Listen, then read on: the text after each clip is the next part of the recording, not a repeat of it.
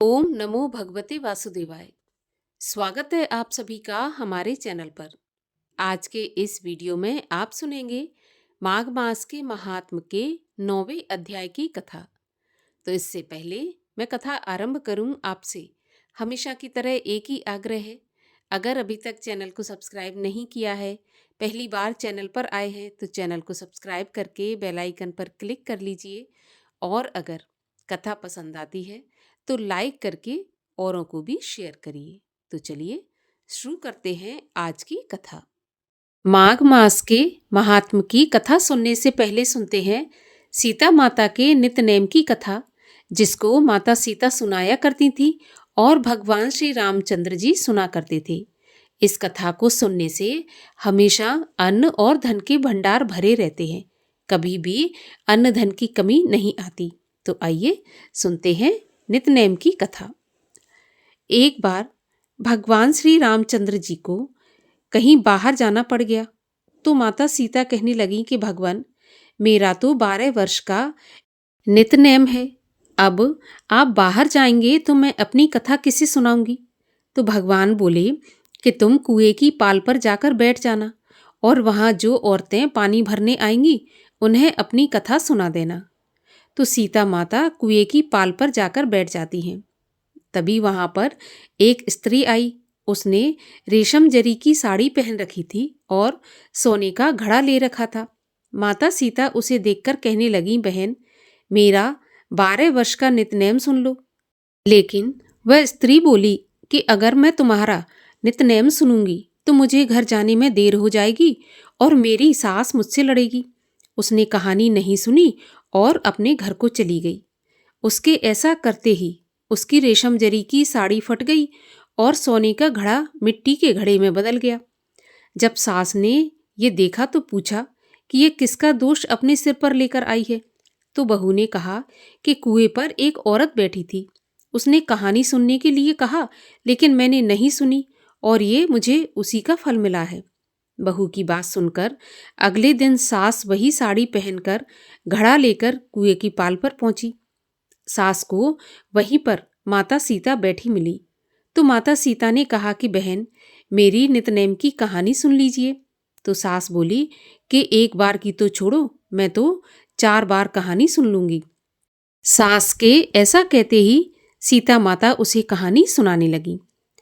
राम आए लक्ष्मण आए, देश के पुजारी आए, नित नेम का नेम लाए, आओ राम बैठो राम, तपी रसोई जेओ राम, माखन मिश्री खाओ राम, दूध बताशा पियो राम, सूत के पलका मोठो राम, शाल दुशाला पोठो राम, शाल दुशाला ओढ़ो राम, जब बोलूं जब राम ही राम, राम संवारे सबके काम, खाली घर भंडार भरेंगे, सबका बेड़ा पार करेंगे, श्री राम जय राम जय जय राम।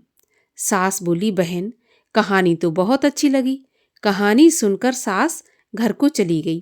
तभी उसकी साड़ी फिर से रेशम जरी की बन गई, मिट्टी का घड़ा फिर से सोने के घड़े में बदल गया।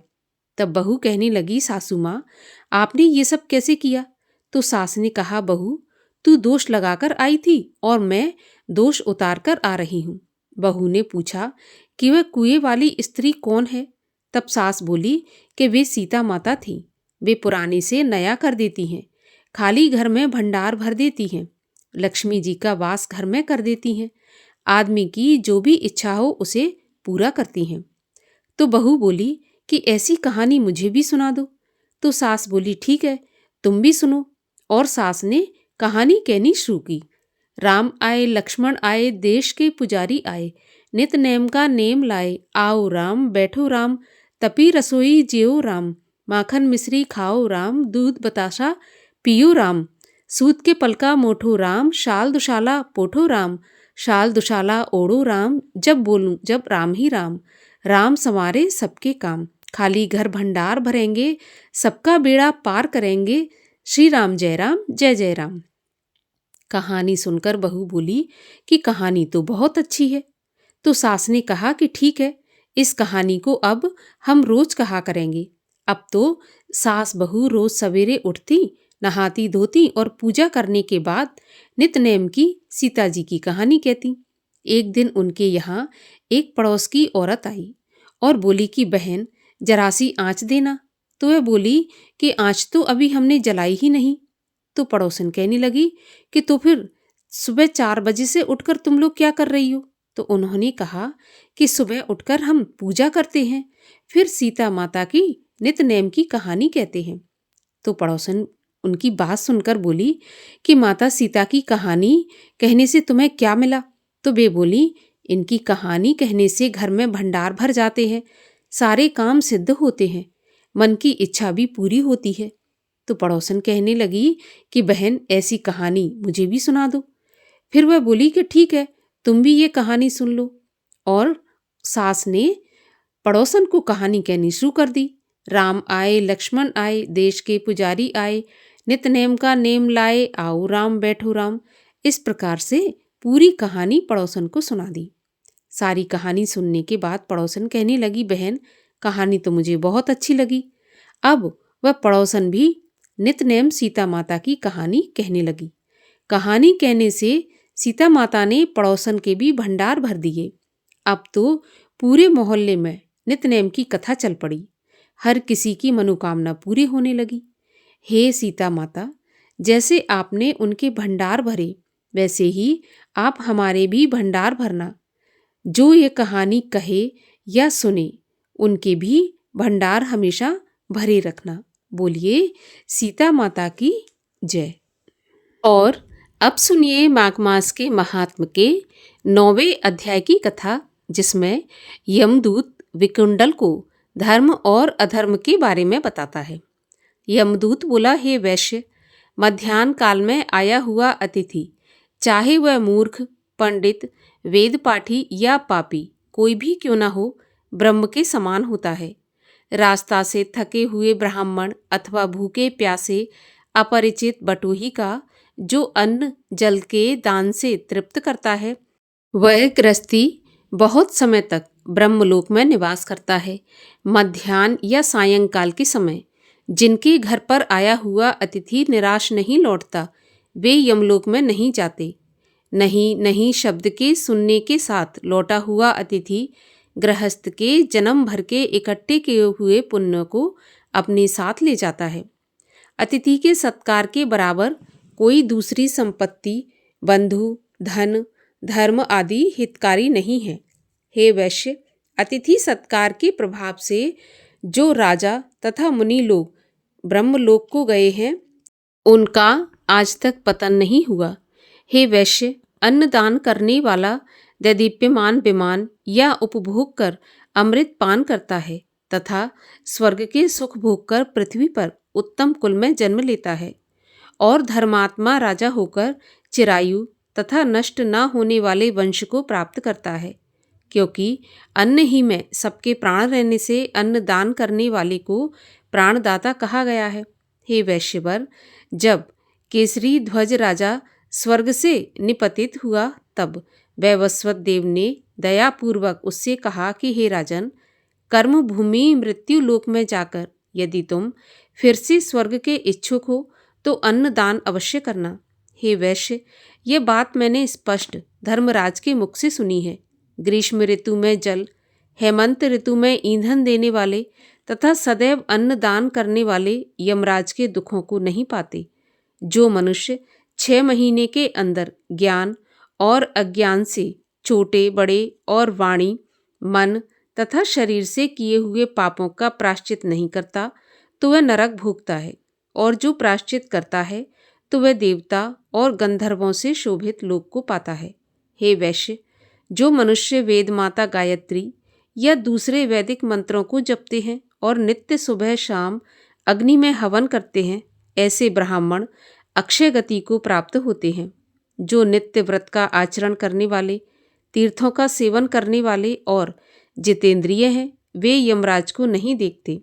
नरक से बचने वाले को पराये अन्न की अभिरुचि छोड़ देनी चाहिए, क्योंकि जो जिसका अन्न खाता है वह उसका पाप खाता है। हे वैश्य, जो मनुष्य नित्य प्रातःकाल स्नान करता है, उसके बाहरी तथा भीतरी सभी पाप नष्ट हो जाते हैं और वह नरक में नहीं जाता। जो लोग स्नान किए बिना भोजन करते हैं, वे सदैव मल खाने वाले होते हैं। जो नित्य स्नान नहीं करते उनके पितृ और देवता उसके विमुख हो जाते हैं और वह नरक भोगकर नीच जाति तथा चांडाल आदि योनि में जन्म लेते हैं। जो लोग माघ मास में पर्व के दिन जल में स्नान करते हैं वे न तो बुरी गति पाते हैं और न बुरी योनि में जन्म लेते हैं। उनके बुरे स्वप्न और दुष्ट चिंताएं भी सदैव निष्फल हो जाती हैं। हे वैश्य श्रेष्ठ, प्रातः स्नान से शुद्ध होकर मनुष्य माघ महीने में तिल पात्र और तिल कमल का दान करने से यमलोक में नहीं जाते। हे विकुंडल, पृथ्वी, सोना, गौ आदि 16 महादान हैं। इनका दान करने वाला मनुष्य स्वर्ग लोक से वापस नहीं लौटता। बुद्धिमान लोग पुण्यतिथियों में व्यतिपात और संक्रांति के दिन स्नान करके यदि कुछ भी दान करते हैं तो वह बुरी गति में नहीं पड़ते और संसार में गरीब कुल में पैदा नहीं होता। हे वैश्यवर, सत्यवादी, मौनी, मधुरभाषी, अक्रोधी, क्षमाशील, नीतिमान, अनिंदक, प्राणियों पर दया करने वाला, दूसरों के पापों को छुपाने वाला, पराये गुणों का वर्णन करने वाला, दूसरे के धन को न चाहने वाला, इस तरह के लोग नरक में नहीं जाते। दूसरों की बुराई करने वाला, पापी तथा उनका साथ देने वाला, खोटे व कठोर वचन बोलने वाला, परोपकार न मानने वाला आदि ऐसे लोगों की तीर्थ सेवन और तप से भी पापों से मुक्ति नहीं होती। ये लोग बहुत समय तक नरक भोगते हैं। जितेंद्रिय और जिताहारी पृथ्वी के सब तीर्थों में स्नान करने से यमलोक में नहीं जाते। तीर्थ में न पाप करें न किसी की जीविका करें। तीर्थ में दान लेना और धर्म की बिक्री करना भी छोड़ दें, क्योंकि तीर्थ में किए गए पाप बड़ी कठिनता से दूर होते हैं। ऐसा पाप करने वाला मनुष्य नरक का गामी होता है। इसी के साथ 9वें अध्याय की कथा का समापन होता है। अगले अध्याय की कथा आप सुनेंगे कल के वीडियो में। प्राचीन काल में देव ब्राह्मण निंदक एक प्रसिद्ध जुआरी था। वह महापापी तथा व्यभिचार आदि अन्य दुर्गुणों से भी दूषित था। एक दिन कपट पूर्वक जुए से उसने बहुत सारा धन जीता। फिर अपने हाथों से पान का स्वस्ति का आकार बीड़ा बनाकर तथा गंध और माला आदि सामग्री लेकर एक वेश्या को भेंट देने के लिए उसके घर की तरफ दौड़ा। रास्ते में उसके पैर लड़खड़ाए, पृथ्वी पर गिरा और वह मूर्छित हो गया। जब होश आया तब उसे बड़ा खेद और वैराग्य हुआ। उसने अपनी सारी सामग्री बड़े शुद्ध चित्त से वहीं पड़े रहे एक शिवलिंग को समर्पित कर दी। बस जीवन में उसके द्वारा यह एक ही पुण्य कर्म संपन्न हुआ था। कालांतर में उसकी मृत्यु हो गई। यमदूत उसे यमलोक ले गए। यमराज बोले, अरे मूर्ख, तू अपने पाप के कारण बड़े बड़े नरकों में यातना भोगने योग्य है। उसने कहा, महाराज, यदि मेरा कोई पुण्य भी हो तो उसका विचार कर लीजिए। तब चित्रगुप्त ने कहा, तुमने मरने के पूर्व थोड़ा सा गंध मात्र भगवान शंकर को अर्पित किया है। इसके फलस्वरूप तुझे 3 घड़ी तक स्वर्ग का शासन अर्थात इंद्र का सिंहासन प्राप्त होगा। जुआरी ने कहा, कृपया मुझे पहले पुण्य का ही फल प्राप्त कराया जाए। अब यमराज की आज्ञा से उसे स्वर्ग भेज दिया गया। देवगुरु बृहस्पति ने इंद्र को समझाया कि तुम 3 घड़ी के लिए अपना सिंहासन इस जुआरी के लिए छोड़ दो। पुनः 3 घड़ी के बाद यहाँ आ जाना। अब इंद्र के जाते ही जुआरी स्वर्ग का राजा बन गया। अब तो उसने सोचा कि बस अब भगवान शंकर के अतिरिक्त कोई शरण्य नहीं है। इसलिए अनुरक्त होकर उसने अपने अधिकृत पदार्थों का दान करना आरंभ कर दिया। महादेव जी के उस भक्त ने ऐरावत हाथी अगस्त्य जी को दे दिया, उच्च श्रवा अश्व विश्वामित्र जी को दे डाला, कामधेनु गाय महर्षि वशिष्ठ को दे दी, चिंतामणि रत्न गालब जी को दे दिया, कल्प वृक्ष उठाकर कौंडिन्य मुनि को दे दिया। इस प्रकार जब तक 3 घड़ियां समाप्त नहीं हुई वह दान करता ही गया और प्रायः वहाँ के सारे बहुमूल्य पदार्थों को दान कर दिया। इस प्रकार 3 घड़ियां बीत जाने पर वह स्वर्ग से चला गया। जब इंद्र लौटकर आए तब अमरावती अर्थात स्वर्ग को ऐश्वर्य शून्य देखा। वे बृहस्पति जी को लेकर यमराज के पास पहुंचे और बिगड़कर बोले, धर्मराज, आपने मेरा पद एक जुआरी को देकर बहुत ही अनुचित कार्य किया है। उसने वहां पहुंचकर बहुत बुरा काम किया। आप सच माने, उसने मेरे सभी रत्न ऋषियों को दान कर दिए और अमरावती को सूना कर दिया। धर्मराज बोले, आप बूढ़े हो गए हो, किंतु अभी तक आपकी राज्य विषयक आसक्ति दूर नहीं हुई। जुआरी का पुण्य आपके 100 यज्ञों से कहीं ज़्यादा महान हुआ। बड़ी भारी सत्ता हाथ में आ जाने पर भी जो प्रमाद में न पड़कर सत्कर्म में तत्पर होते हैं, वे ही धन्य हैं।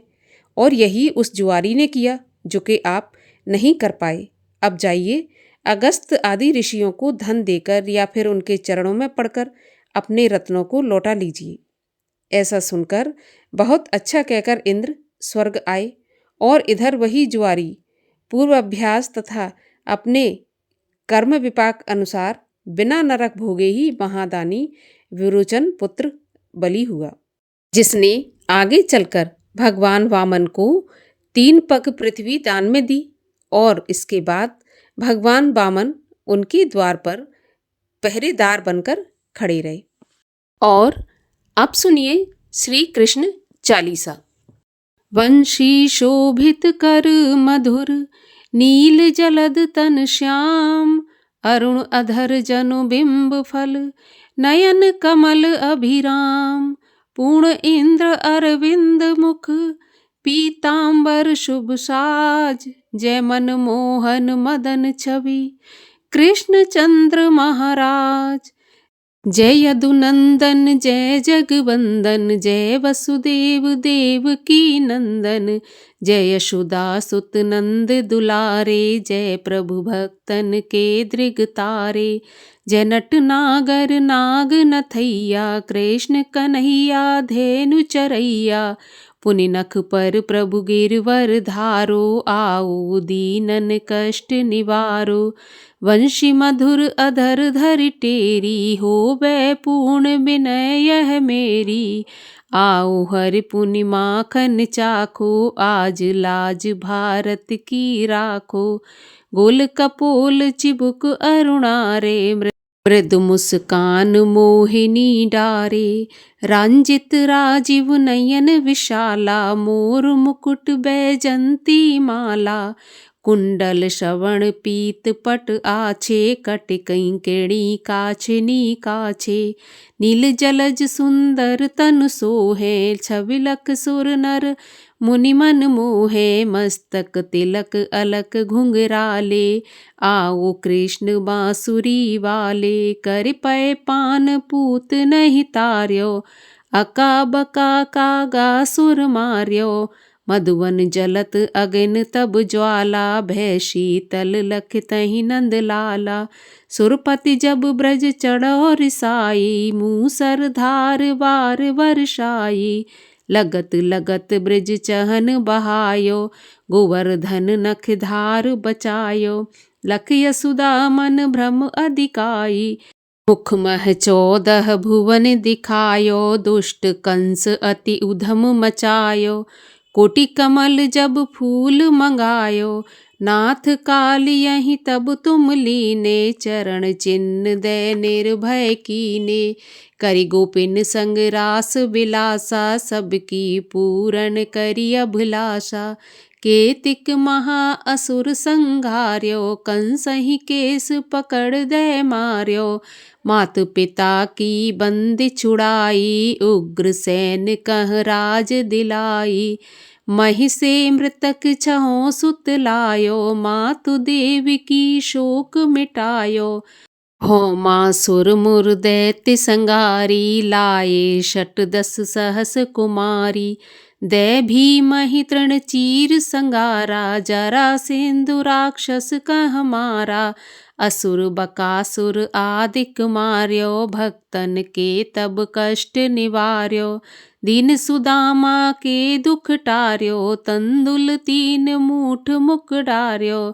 प्रेम के साग बिदुर घर मांगे, दुर्योधन के मेवा त्यागे। लखी प्रेम की महिमा भारी, ऐसे श्याम दीन हितकारी। मारथ के पारथ रथ हाके, लिए चक्र कर नहीं बल थाके। निज गीता के ज्ञान सुनाए, भक्तन हृदय सुधा वर्षाए। मीरा थी ऐसी मत वाली, विष पी गई बजा कर ताली। राणा भेजा सांप पिटारी, शाल गिराम बने बनवारी। निज माया तुम विधि दिखायो, उरते संशय सकल मिटायो। तब शत निंदा करि तत्काला, जीवन मुक्त भयो शिशुपाला। जबहि द्रौपदी टेर लगाई, दीनानाथ लाज अब जाई। तुरतहि वसन बने नंद लाला, बड़े चीर भय और मुँह काला। अस अनाथ के नाथ कन्हैया, डूबत भंवर बचावत नैया। सुंदर दास आस उरधारी, दया दृष्टि की जय बनवारी। नाथ सकल मम कुमत निवारो, क्षमहु बेग अपराध हमारो। खोलो पट अब दर्शन दीजै, बोलो कृष्ण कन्हैया की जय। बोलो कृष्ण कन्हैया की जय। यह चालीसा कृष्ण का, पाठ करे उरधार। अष्ट सिद्ध नव निध फल, लहें पदारथ 4। ओम जय श्री कृष्ण हरे प्रभु, जय श्री कृष्ण हरे। भक्तन के दुख सारे, पल में दूर करे। ओम जय श्री कृष्ण हरे। परमानंद मुरारी, मोहन गिरधारी। जय रस रास बिहारी, जय जय गिरधारी। ओम जय श्री कृष्ण हरे। कर कंकन कटि सोहत, कानन में बाला। मोर मुकुट पीतांबर, सोहे बनमाला। ओम जय श्री कृष्ण हरे। दीन सुदामा तारे, दरिद्रों के दुख टारे। गज के फंदे छुड़ाए, भवसागर तारे। ओम जय श्री कृष्ण हरे। रण्य कश्यप संघारे, नर हरि रूप धरे। पाहन ते प्रभु प्रगटे, जम के बीच परे। ओम जय श्री कृष्ण हरे। केशी कंस विदारे, नलकूबर तारे। दामोदर छवि सुंदर, भक्तन के प्यारे। ओम जय श्री कृष्ण हरे। काली नाग नथैया, नटवर छवि सोहे। फन फन नाचा करते, नागन मन मोहे। ओम जय श्री कृष्ण हरे। राज्य उग्र सेन पाए, माता शोक हरे। द्रुपद सुता पत राखी, करुणा लाज भरे। ओम जय श्री कृष्ण हरे। बोलिए श्री कृष्ण भगवान की जय।